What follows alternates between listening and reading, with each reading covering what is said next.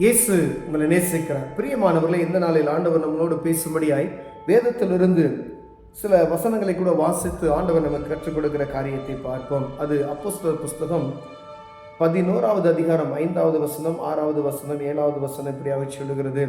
நான் யோப்பா பட்டணத்திலே ஜெபம் பண்ணி கொண்டிருந்த போது ஞான திருஷ்டி அடைந்து ஒரு தரிசனத்தை கண்டேன். அது என்னவென்றால், 4 முனைகளும் கட்டப்பட்ட பெரிய துப்பட்டியை போல ஒரு கூடு வானத்திலிருந்து என்னிடத்தில் இறங்கி வந்து, அதில் நான் உற்று பார்த்து கவனிக்கிற போது பூமியில் உள்ள 4 கால் ஜீவன்களையும் காட்டு மிருகங்களையும் ஊரும் பிராணிகளையும் ஆகாயத்து பறவைகளையும் கண்டேன். அல்லாமலும் பேதுருவே எழுந்திரு, அடித்து புசி என்று என்னுடைய சொல்லுகிற சத்தத்தை கேட்டேன். அதற்கு நான், ஆண்டவரே, அப்படி அல்ல, தீட்டும் அசுத்தமாய் இருக்கிற யாதொன்றையும் ஒரு காலம் என் வாய்க்குள்ளே போனதில்லை என்றேன். 2ஆம் தரமும் வானத்திலிருந்து சத்தம் உண்டாகி, தேவன் சுத்தமாக்கினவைகளை நீ தீட்டாக எண்ணாதே என்று மறுமொழி சொல்லிற்று. இப்படி 3 தரம் சம்பவித்த பின்பு எல்லாம் வானத்திற்கு திரும்பி எடுத்துக்கொள்ளப்பட்டது. பிரியமானவர்களே, பேதுரு அப்போஸ்தலன் ஒரு தரிசனத்தை காண்கின்றார். அப்படி ஆண்டவர் அவரோடு பேசும் பொழுது எல்லா காட்டு மிருகங்கள், சகல நாட்டு மிருகங்கள், சகல விதமான ஊரு பிராணிகள், பறவைகள் எல்லாவற்றையும் காண்பித்து, பேதுருவே எழுந்து அடித்து புசி என்று சொல்லுகிறதை நாம் பார்க்க முடிகிறது. பிரியமானவர்களே, பேதுரு சொல்றார், முதல் ஆண்டவரே, நான் அசுத்தமானது இதெல்லாம் நான் தொடமாட்டேனே அப்படின்னு சொல்லுகிறார். அதெல்லாம் நான் தீட்டானவைகளை நான் சாப்பிடுவது எனக்கு வழக்கமல்ல என்று. ஆனால் ஆண்டவர், நான் தீட்டானதில் எல்லாத்தையும் நான் சுத்தமாக்கிட்டேன், நீ அடித்து புசி என்று ஆண்டவர் சொல்லுகிறார். பிரியமானவர்களே, அப்படி 3 தரம் அப்படி சம்பவித்து எல்லாம் வானத்துக்கு மேலே எடுத்துக்கொள்ளப்பட்டது என்று வேதம் சொல்லுகிறது. இதற்கு பின்பதாய் நடக்கக்கூடிய ஒரு காரியத்தை ஆண்டவர் நமக்கு நினைப்பூட்டும்படியாய், கொர்நேலியு என்ற ஒரு மனிதன் அவர்களிடத்திற்கு அனுப்பப்படுகிறதை ஆண்டவர், கொர்நேலியு தான தர்மத்திலும் தேவனுக்கு பயந்தவனாய் இருந்து அநேக நற்காரியங்களை செய்தபடினாலே தேவதூதன் அவருக்கு ஒரு தரிசனத்தை கொண்டு, அந்த பட்டணத்து ஜனங்கள்லாம் புறஜாதி ஜனங்களாய் இருக்கிறபடினாலே அவர்களுக்கு சுவிசேஷத்தை அனுப்ப வேண்டும் என்று சொல்லி அங்கிருந்து அவருக்கு ஒரு தரிசனத்தை கொடுத்து, பேதுருட்டு நீ போ, அவனை வர சொல்லு என்று சொல்லி நாம் ஆள் அனுப்புகிறதை நாம் பார்க்க முடிகிறது. பிரியமானவர்களே, இப்ப பேதுரு அந்த இடத்துக்கு போகிறார். அங்கு எல்லா ஜனங்களும் கூடியிருக்கிறார்கள். கொர்நேலியு என்ற மனிதன் வீட்டிற்குள்ளாய் அவர் உற்றார் உறவினர்கள், இனஜன பந்துக்கள், நண்பர்கள் எல்லாத்தையும் கூட்டி அவர் வைத்திருக்கிறார். அங்க இருக்கக்கூடிய மனிதர்கள் வேறு, இவர்கள் இஸ்ரவேல் ஜனங்கள் வேறு. இவர்களுக்கும் அவர்களுக்கும் சம்பந்தம் கலவாதவர்கள். ஆனால் அங்கு இவர் பேசும் பொழுது பரிசுத்த ஆவியானவர் பொழிந்தருளதை நாம் பார்க்க முடிகிறது. பிரியமானவர்களே, அப்பொழுது புறஜாதி ஜனங்களுக்கும் ஆண்டவர் பரிசுத்த ஆவியை தந்தருளினார் என்று சொல்லி அவர் அனைவருக்கும் பரிசுத்த ஆவி நாமத்தினால் ஞானஸ்தானம் கொடுத்து அவர்களோடு இருந்து அவர்கள் சுவிசேஷத்தை அறிவித்து வருகிறதை நாம் பார்க்க முடிகிறது.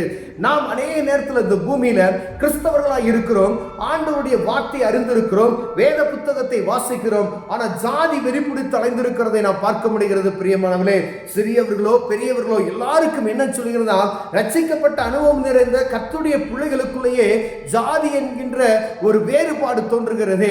ஆண்டவர் சொல்லுகிறார், சகலத்தையும் நான் பரிசுத்தமாக்கிட்டேன், நீ ஏன் அப்படி பரிசுத்தம் இல்ல, இதை நான் தீட்டானது என்று நீ எண்ணுகிறாய். நான் சகலத்தையும் பரிசுத்தமாக்கிட்டேன், எல்லாம் ஒன்றுபட்டு இருக்கிறது, நீ எழுந்து அடித்து புசி என்று சொல்லுகிறார். ஜனங்கள் ஒவ்வொரு ஆண்டவர் விரும்புகிறது, ஒரு பூமியில் இருக்கிற சகல ஜனங்களும் எனக்குள்ளவர்கள், அவர்களுக்கு என்னுடைய நாமத்தை சொல்லு, அவர்களும் என்னுடைய நாமத்தை அறிந்து கொண்டு அவர்களையும் நீ சீசராக்கு என்று சொல்கிறார். பிரியமானவர்களே, ஆனால் நம்ம அநேக நேரங்களில் யாரையும் எடுத்து பயன்படுத்துவதற்கும் சில ஆளுகிட்ட நம்ம பேசுவதற்கும் நாம் சங்கடப்பட்டு கொண்டு இருக்கிறதை நாம் பார்க்க முடிகிறது.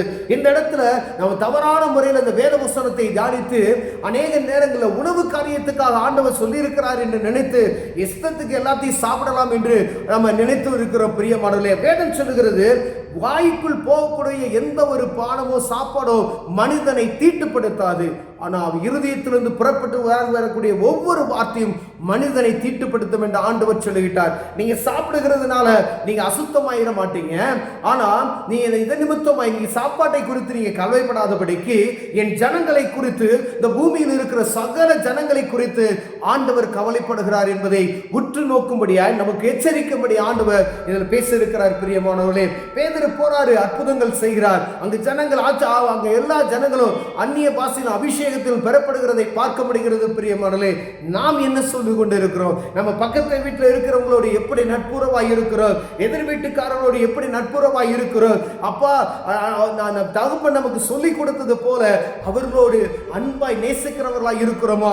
அவர்களையும் தேவன் நேசிக்கிறார் என்பதை பார்த்து அறிந்து கொள்ளும்படியாய் அவர்களோடு நாம் இணைந்திருக்கிறோமா என்று பார்க்க ஆசைப்படுகிறார். பிரியமானவர்களே, ஒருவேளை நாம் இந்த காரியத்தில் மற்றவர்களுக்கு சுவிசேஷத்தை சொல்லுவதற்கு கூச்சப்பட்டு இருப்போமையானால், அவங்களுக்கு எப்படி போய் சொல்லுகிறது என்று நினைப்போமையானால், ஆண்டவர் சொல்லுகிறார், எல்லா ஜனங்களும் என்னுடைய ஜனங்கள்.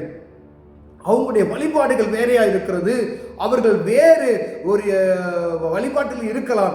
ஆனா ஆண்டவருக்கு விருப்பம் என் ஜனங்கள் அவர்கள், என் ஜனம் எனக்கு வேணும். அதனால நீ சொல்ல வேண்டியதை அவர்களுக்கு சொல்லிவிடு. ஏனென்றால் ஆண்டவர் ஒரு மனிதனை நினைத்து அவர் ரட்சிப்புகளை நடத்த முடியும். எப்படிப்பட்ட மனிதனாக இருந்தால் ஆண்டவருக்கு விரோதமாய் செய்கிற எப்படிப்பட்ட மனிதனும் வேதத்தில் நம்ம அநேக பேரை பார்க்கிறோம். பவுல் அப்போஸ்தலன் அவர் சவுலாய் இருக்கும் பொழுது கர்த்தருடைய பிள்ளைகளுக்கு விரோதமாய் அவர் அநேக காரியங்களை செய்தார். அவரை சிறைச்சாலையில போட்டார், அடிக்கப்பட்டு அநேக பேரை துன்பப்படுத்தி கொண்டிருந்தார். ஆண்டவர் ஒரு நிமிஷம் தான் தொட்டார் அவர்களை. சவுலை தொட்டதுமே கண் பார்வையற்றவனாய் 3 நாள் கிடந்ததை நாம் பார்க்க முடிகிறது. உடனே எழுந்து தாமதிக்காமல் இயேசுவே கிறிஸ்து என்று பிரசங்கித்ததை நாம் பார்க்க முடிகிறது. பிரியமானவர்களே, அப்படியானால் நாம் காலதாமதம் பண்ணாதபடி யாராய் இருந்தாலும் சரி அவங்களுக்கு இயேசு என்ற நாமத்தை சொல்லுவோமேனா, யாருன்னு பார்க்காதீங்க, ஏழையோ பணக்கார யாரா இருந்தாலும் சரி, உங்களால் இயன்ற மட்டும் இயேசு என்ற நாமத்தை நீங்க சொல்லிட்டீங்க அப்படின்னு சொன்னா உங்கள் நிமித்தம் அவர்கள் ஆசீர்வதிக்கப்படுவார்கள், அவர்கள் நிமித்தம் அநேக பேர் ஆசீர்வதிக்கப்படுவார்கள். பிரியமான, இதற்காகவே ஆண்டவர் இந்த வசனத்தை எழுதி வைத்திருக்கிறார். எல்லா ஜனங்களையும் ஆண்டவர் பரிசுத்தமாக்கி இருக்கிறார். எல்லா ஜனமும் அவருக்கு சொந்தமான ஜனங்கள் என்பதை புரிந்து கொண்டு ஆண்டவர் சமூகத்தில் சுவிசேஷத்தை அறிவிப்பதற்கு தேவன் நமக்கு கிருபை தரும்படியாய் ஜெபம் செய்வோம். கண்களை மூடுவோம். அன்பின் தகப்பனே, ஆண்டவரை பேதுருவை போல எல்லா ஜனங்களுக்கும் நாங்கள் சுவிசேஷத்தை அறிவிக்க தேவன் கிருபையும் ஞானத்தையும் பலத்தையும் தைரியத்தையும் தாங்க நாங்கள் ஜெபிக்கிறோம். ஆண்டவரே, இயேசுவின் நாமத்தில் பிதாவே, ஆமென்.